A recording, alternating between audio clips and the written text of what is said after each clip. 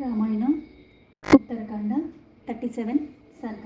ఇక్కడ మారీచుడు శ్రీరాముడి యొక్క ఉదాత్త గుణములను గురించి రావణాసుడికి వివరించి చెప్పుట, అలాగే సీత యొక్క అపహరణ ప్రయత్నాన్ని మానుకోమని అతడికి లంకాధిపతికి హితము చేసే మంచి చేసే పలుకులు మారీచుడు చెప్పట గురించి చెప్పబడింది. తచ్చుత్వా రాక్షసేంద్రస్య వాక్యం వాక్యవిశారదః ప్రత్యువాచ మహాప్రాజ్ఞో మారీచో రాక్షసేశ్వరః.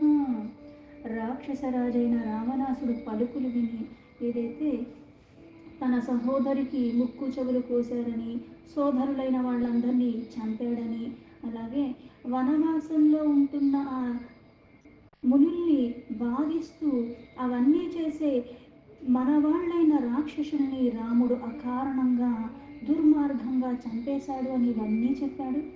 ఇవన్నీ విన్న తర్వాత మాటల నేర్పరి, పైగా ప్రజ్ఞావంతుడు అయిన మారీచుడు రావణాసుడితో ఇలా చెప్తున్నాడు. సులభా పురుషా రాజన్ సతతం ప్రియవాదినః అప్రియస్యాతు పత్యస్య వక్త శ్రోతా చ దుర్లభః. ఓ రాజా, ఆపదలు వచ్చి పడినప్పుడు యజమాని యొక్క హితాహితములు పట్టించుకొనక, అంటే ఏదైనా కష్టం వచ్చినప్పుడు ఆ కష్టానికి తగ్గట్టుగా, లేకపోతే ఏదైనా పరిస్థితులు ఎదురైనప్పుడు దానికి తగ్గట్టుగా నిర్ణయాలు తీసుకోవటం కాకుండా, దానివల్ల యజమానికి ఏమైనా నష్టం వస్తుందా, ఆయనకి ఇది మంచి చేస్తుందా లేదా అన్న ఆలోచన లేకుండా, ఎప్పుడైతే పట్టించుకోకుండా ఆయన చెప్పాడు కదా అన్నట్టుగా ఆయనకి దగ్గర మళ్ళీ ఆయన ఇష్టానుసారంగా మనం చేసేస్తే ఆయన మెప్పు పొందుతాం అనుకుని ఎవరైతే చేస్తారో, పైగా పక్కన వాళ్ళ అవసరం నుంచి వాళ్ళ స్వలాభాన్ని ఎవరైతే కోరుకుని పైగా ఇచ్చుక పుచ్చుక మాటలు చెప్తారంటే, వాళ్ళ మెప్పు పొందటానికి, వాళ్ళ దగ్గర నుంచి లాభం పొందటానికి కాస్త కలగా పులగల్లాగా ఉబ్బి తబ్బిబ్బైపోతారు అన్నట్టుగా కొంత మాటలు మాట్లాడతారంటే వాస్తవానికి వ్యతిరేకంగా. ఈ లోకంలో అటువంటి వాళ్ళు కోకొల్లలుగా ఉన్నారంటే లెక్క పెట్టడానికి వీల్లేనంత మంది ఉన్నారు. మంచి వాళ్ళని వేళ్ల మీద లెక్క పెట్టచ్చు, ఇట్లాంటి స్వభావం ఉన్న వాళ్ళు ఇంకా లెక్క పెట్టక్కర్లేదు. ఎందుకంటే లెక్కకు అంతూ పొంతూ లేకుండా ఉంటుంది. తాత్కాలిక అంటే క్షణికమైన ఆవేశంలో ఎలా అయితే మనం తప్పుడు నిర్ణయాలు తీసుకుంటారో, అలాగే తాత్కాలికంగా అప్రియంగా, అంటే ఇప్పుడు ఆ నిమిషంలో మనకి ఏదైనా చెప్పినప్పుడు అది మనకి బాధ అనిపించినా సరే, అది మనకి నచ్చకపోయినా సరే, అది మాత్రం దీర్ఘకాలంలో మనకి యజమానికి మేలు చేస్తుంది. ఎందుకంటే ఇప్పుడు నువ్వు ఒకటి కోరుకుంటున్నావు, దానికి వ్యతిరేకంగా అవతల వాళ్ళు చెప్పారు. ఎలా అయితే పిల్లలు ఉంటారు, నాకు ఇది కావాలి అంటారు, అది వద్దనేసరికి వాళ్ళకి ఎక్కడలేని బాధ వచ్చేస్తూ ఉంటుంది. అంతేకాని ఇది నా మంచికే చెప్తున్నారు కదా, దీనివల్ల నాకు మంచి కాదేమో అని వాళ్ళకి ఎప్పుడు అర్థమవుతుంది? కొంచెం వయసు వచ్చిన తర్వాత వివరం వస్తుంది. కానీ ఆ క్షణంలో ఎలా అనిపిస్తుంది? నాకు ఇవ్వట్లేదు, నేను ఏది అడిగినా నాకు చెయ్యట్లేదు, వీళ్ళు అసలు నన్ను పట్టించుకోవట్లేదు, నా మీద అస్సలు వీళ్ళకి ప్రేమ లేదని ఎలా అనుకుంటాడో, అలాగే యజమానికి ఇలా ఇచ్చకపుచ్చగా మాట్లాడేవాళ్ళు తాత్కాలికంగా ప్రయోజనం కనిపిస్తున్నట్టుగా ఉన్నప్పుడు ఆలోచన చెయ్యకుండా యజమాని చెప్పిన దాన్ని బట్టి చేసుకునే వాళ్ళ వల్ల లాభం లేదు. ఆ క్షణంలో మనకి బాధ అనిపించినా సరే, ఆ క్షణంలో మనకి నచ్చని నిర్ణయాలు వాళ్ళు మనకి చెప్తున్నప్పటికీ కూడా దానివల్ల మనకి ముందు ముందు అంటే దీర్ఘకాలంలో దానివల్ల ప్రయోజనమే ఉంటుంది, దానివల్ల ఎటువంటి నష్టం ఉండదు. అయితే ఇట్లా యజమానికి మేలు చేసే మాటలు చెప్పేవాళ్ళు చాలా తక్కువ ఉంటారు. పైగా చెప్పిన వినగలిగే స్థితిలో యజమాని కూడా ఉండాలి, అలా కూడా అరుదుగానే ఉంటారు.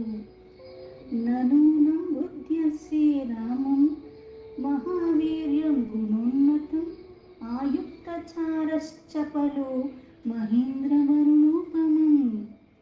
ఓ ప్రభు, నీకు సరైన గూఢాచారులు లేరు, అంటే నువ్వు ఇవన్నీ ప్రత్యక్షంగా చూడలేదు. పైగా నీకు ఎవరైతే గూఢాచారులు, ఎలా అంటే రాజ్యాన్ని పరిపాలించే రాజుడు ఏం చేస్తాడంటే ప్రత్యక్షంగా నేను 24 గంటలు అన్నీ నేను చూసే అంత ఉండదు సమయం, చాలా బాధ్యతలు ఉంటాయి కాబట్టి అందుకని ఏం చేస్తారు, గూఢాచారుని నియమిస్తారు. ఒక్కొక్కరికి ఒక్కొక్క పక్కకి వెళ్ళమని, ఒక్కొక్కరికి చూసుకోమని, పైగా ఈ గూఢాచారుల మీద కూడా ఇంకో గూఢాచారుని నియమిస్తూ ఉంటారు. ఎందుకంటే వాళ్ళు చెప్పింది సరైందా కాదా, వాళ్ళు అన్ని కోణాల్లో సరిగ్గానే చూసి ఆ మాటలు నాకు చెప్తున్నారా లేదా.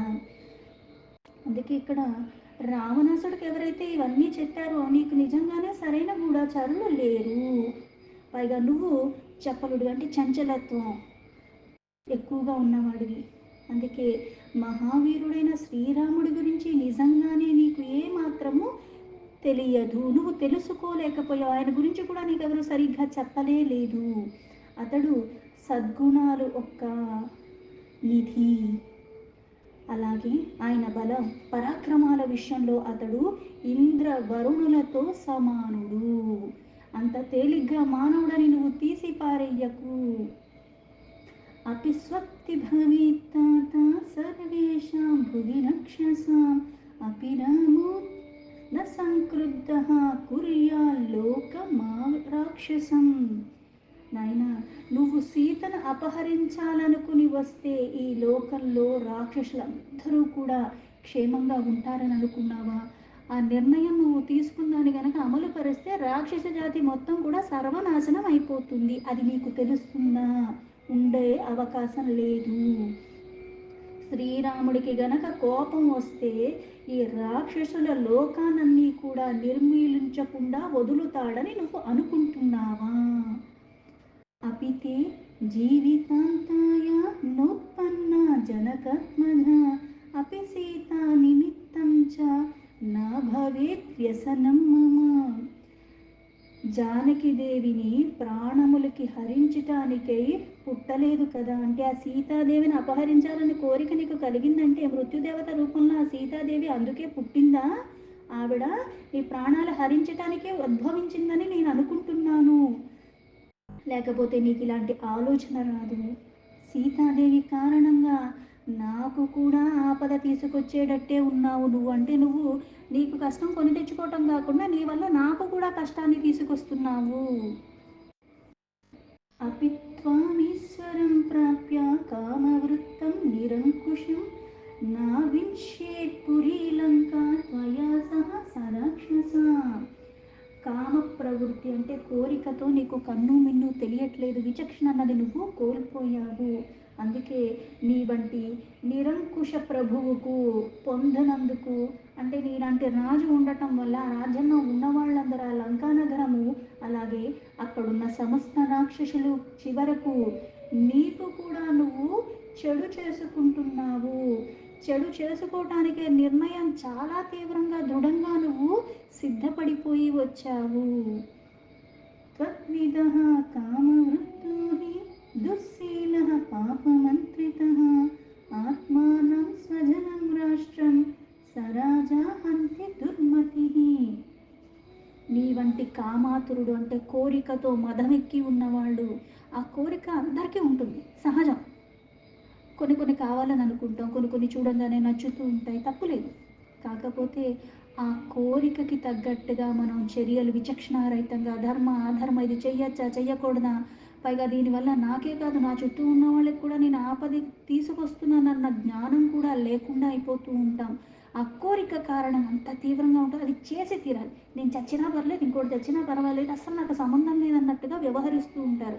అందుకే ఇక్కడ ఆ కోరిక ఎప్పుడైతే అంత తీవ్ర స్థాయిలో ఉంటుందో, దుష్ట స్వభావం గలవాడు అలాగే పాపపు ఆలోచన కలిగిన వాడు, కోరిక ఉండొచ్చు కానీ అది ధర్మపరంగా ఉన్నప్పుడు నీకు మంచిది, ఇతరులకి మంచిది. కానీ ఇది అధర్మంగా ఉన్నప్పుడు, దుష్ట స్వభావం దానికి తోడినప్పుడు, చంచలత్వం ఉన్నప్పుడు ఏమవుతుందంటే విచక్షణారహితంగా పక్కనుండి చంపైనా అది నాకు నచ్చింది, పోనీ నేను కష్టపడి దాన్ని సంపాదించుకోవచ్చు కదా, కొంచెం సమయం పడుతుందేమో అన్న ఆలోచన రావు. నా దగ్గర లేని ఇంకొకరి దగ్గర ఉండకూడదు, వాళ్ళు బాధించైనా చంపేసైనా ఏది చేసైనా సరే అది నేను సాధించుకోవాలి, ఈ క్రమంలో ఎంతమందికి నష్టం జరిగిపోయినా పర్వాలేదు అన్నట్టుగా విచక్షణ రహితంగా అయిపోతారు. అందుకే అది దుర్స్వభావము అంటారు. ఇలా పాపపు ఆలోచనలు కలిగి మతి లేనివాడైన రాజు తను నశించిపోవటమే కాకుండా తన బంధు మిత్రు అలాగే ఆ దేశంలో ఉన్న ప్రజలందరికీ కూడా వినాశనాన్ని తెచ్చిపెడతాడు. ఒక్క నిర్ణయం మన జీవితాన్ని కాదు, మన చుట్టూ ఉన్న వాళ్ళందరి జీవితాన్ని అతలాకుతలం చేసి పాడేస్తూ ఉంది. నచ పిత్రా పరిత్యక్తో నా అమర్యాదః కథంచన నలుబ్ధో నచ దుశ్శీలో నచ క్షత్రియ పాంసనః. కౌసల్యాదేవి యొక్క కొడుకైన శ్రీరాముడు తండ్రి అయితే వెడలగొట్టబడలేదు అంటే ఏవైతే నీవు విన్నావో అది వాస్తవం కాదు. తండ్రి గెంటేయలేదు శ్రీరాముణ్ణి. ఏ విధంగా కూడా ధర్మ మార్గాన్ని తప్పడు రాముడు. అతడు లోభి కాదు, పైగా ఉదార స్వభావం కలిగి ఉన్నవాడు, సచ్చరిత్ర కలిగి ఉన్నవాడు, ఉత్తమమైన క్షత్రియుడు. నచ ధర్మగుణైర్హీనః కౌసల్యానందవర్ధనః నతీక్షణో నచ భూతానాం సర్వేషాం అహితే రతః. ఆ శ్రీరాముడు ధర్మగుణ శోభితుడు అంటే గుణాల్లో కూడా అంత శ్రేష్టమైన వాడు, ధర్మాన్ని కూడా అంత శ్రేష్టంగా ఆచరిస్తాడు, ధర్మం అంత క్షుణ్ణంగా తెలిసినవాడు, పైగా ధనుర్ధారుల్లో కూడా శ్రేష్ఠులు అంటే శ్రేష్టమైన ధనుస్సు ఉండటం కాదక్కడ, దాన్ని ఎప్పుడు వినియోగించాలో ఎలా వినియోగించాలో తెలిసినవాడు, పరాక్రమశాలి. అలాగే ఎక్కడా కూడా క్రూరమన్నది ఆ క్రూర స్వభావం కానీ ఆలోచన కానీ లేనివాడు, సమస్త ప్రాణుల పట్ల కూడా హితాన్నే ఎప్పుడూ కోరుకుంటాడు, దానికే కార్యాలు కూడా చేస్తాడు. వంచితం పితరం దృష్ట్వా కైకేయ సత్యవాదినం కరిష్యామితి ధర్మాత్మ తాత ప్రవ్రాజితూ వనం. నాయన సత్యసంధుడు అంటే సత్యానికి కట్టుబడి ఉండే ఆ రాముడు దశరథుడు కైకేయి యొక్క కుతంత్రాల్లో చిక్కుకోవటం వల్ల అది గమనించిన రాముడు తండ్రి యొక్క స్థితిని చూసి ఆయనకి కాస్త ఆ ధర్మాన్ని తప్పకుండా ఉండాలి అని ఆయన బదులుగా మాటని ఆయనది నిలబెట్టడానికి ఆ రాముడు వనానికి వచ్చాడు, అంతేగాని తండ్రి గెంటెయ్యలేదు, పైగా ఏది చేతకాక వచ్చినవాడు కాదు. కైకేయః ప్రియకామార్థం పితుర్దశరథస్య చ హిత్వా రాజ్యం చ భోగాశ్చ ప్రవిష్టో దండకాననం. కైకేయికి ప్రియాన్ని కూర్చటానికి అలాగే తండ్రి వాగ్దానాన్ని నెరవేర్చటానికే శ్రీరాముడిలా వనాల్లోకి ప్రవేశించాడు, పైగా ఇష్టంగా వచ్చాడు, చేతకాక కాదు. నరామః కర్కశస్తాత నా విద్వాన్న జితేంద్రియః అనృతం దుశ్రుతం చైవ నైవం త్వం భక్తుమర్హసి. రావణ, శ్రీరాముడు కఠినాత్ముడు కానే కాదు, సకల విద్యా విశారదుడు, అన్ని విద్యలు తెలిసినవాడు, ఇంద్రియాల యొక్క నిగ్రహం ఎల్లవేళలా ఉన్నవాడు. రాముని గురించి నువ్వు వినిదంతయు అలాగే నువ్వు ఏది విన్నావో నాకేదైతే నువ్వు చెప్పావో అవన్నీ అబద్ధాలు, అసత్యాలు, అందులో వాస్తవం అన్నది ఏదీ లేదు. ఇప్పుడు నాకు తెలియని ఒక మనిషి గురించి ఎవరన్నా వచ్చి చెప్తే అది నిజమని నేను నమ్మచ్చు, నమ్మే అవకాశం ఉంటుంది. నాకు తెలిసిన వాళ్ళ గురించి నా దగ్గరికే వచ్చి అలా చెప్పినప్పుడు అది వాస్తవం కాదు. పైగా నేను ధర్మాన్ని పట్టుకుని ఉన్నప్పుడు ఏమవుతుంది, అవతల వాడు కాస్త భయానికి లోబడేలాగా కొంచెం ఏదన్నా క్రూరత్వానికి పాల్పడేవాడయ్యి అధికారంలో ఉన్నవాడు అతి బలవంతుడు అయినప్పుడు ఆ భయానికైనా నేను ఆ వాస్తవాన్ని పక్కకి పెట్టి ఆయన చెప్పిందే నిజమని నమ్మచ్చు. కానీ ఇంతకు ముందు చెప్పింది ఏంటి, ఏ జీవితంలో ఉన్నాడు మారీచుడు, ఆ కృష్ణజీన చర్మము అలాగే సన్యాసుల్లాగా అట్లాంటి వస్త్రాలు ధరించి ఆ నియమాలతో ఆహారం అన్ని దగ్గర నుంచి తన జీవితాన్ని మార్చుకున్నాడు. పుట్టినప్పటి నుంచి మనం ఎప్పుడూ ఒకలాగా ఉన్నాం, కాకపోతే కాలానుగుణంగా మన జీవితంలో జరిగే వాటి గురించి జ్ఞానం వైపుగా మనం పయనము, అందులో వాస్తవాన్ని అర్థం చేసుకుంటూ మనల్ని మనం మలుచుకున్న వాడి జీవితం సార్థకమవుతుంది, లేకపోతే అది వృధా అయిపోతుంది.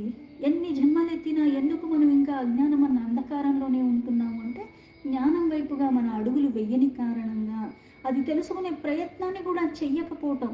కానీ ఇక్కడ ఆ ప్రయత్నాన్ని చేశాడు, తన తప్పుని సరిదిద్దుకున్నాడు కాబట్టి ఈ వాస్తవాన్ని తెలుసుకున్నాడు కాబట్టి మళ్ళీ అంతే అలాగా భయం లేకుండా రావణాసుడు చెప్పాడు. ఎందుకంటే రావణాసుడు తీసుకున్న నిర్ణయం సీతని అపహరించాలి, పైగా దానికి మారీచుడు సహాయం చేయాలి. ఎలా చేయాలి, జింక పిల్లలాగా చాలా అందమైన సువర్ణమైన జింకలాగా వెళ్ళి అక్కడ తిరుగుతూ ఉంటే సీత ముచ్చటపడుతుంది. అప్పుడు సీత అడుగుతుంది, రామ లక్ష్మణులు అక్కడి నుంచి వచ్చి నీ కోసం వెంటాడుతారు, నువ్వు అక్కడి నుంచి దూరంగా వెళ్ళిపో, అప్పుడు నేను సీతను తీసుకెళ్ళిపోతానన్నా. అంటే నువ్వు తప్పు చేసినా చెయ్యకపోయినా ఇంకొకళ్ళు తప్పు చేయటానికి నువ్వు ఏ రూపంగా కూడా సహాయపడకూడదు. ఎందుకు? అందులో భాగం నీకు వచ్చేస్తుంది. చేసిన వాడికన్నా చూసిన వాడికి పాపం ఎక్కువ వస్తుంది. ఎందుకంటే నువ్వు అక్కడ ఆపలేదు. పైగా అది తప్పని చెప్పకపోవటం కూడా అంతకన్నా పెద్ద తప్పే. ఇక్కడ అందుకే నీకు తెలిసినవన్నీ నువ్వు చెప్పినవన్నీ కూడా అబద్ధాలే, అవి అసత్యాలు. రాము విగ్రహవాన్ ధర్మ సాధు సత్యపరాక్రమ రాజా సర్వస్య లోకస్య దేవానాం మగవానివా. ఆ సత్పురుషుడు అంటే సత్యానికి ధర్మానికి కట్టబడిన వాడు, ఆ రూపం ఒకటి ఇచ్చావంటే అది శ్రీరాముడు. అటువంటి పురుషుడి గురించి నువ్వు ఇట్లా పలకటం కూడా మంచిది కాదు. అతడు ధర్మానికి ఒక స్వరూపం, నిరుపమానమైన పరాక్రమశాలి.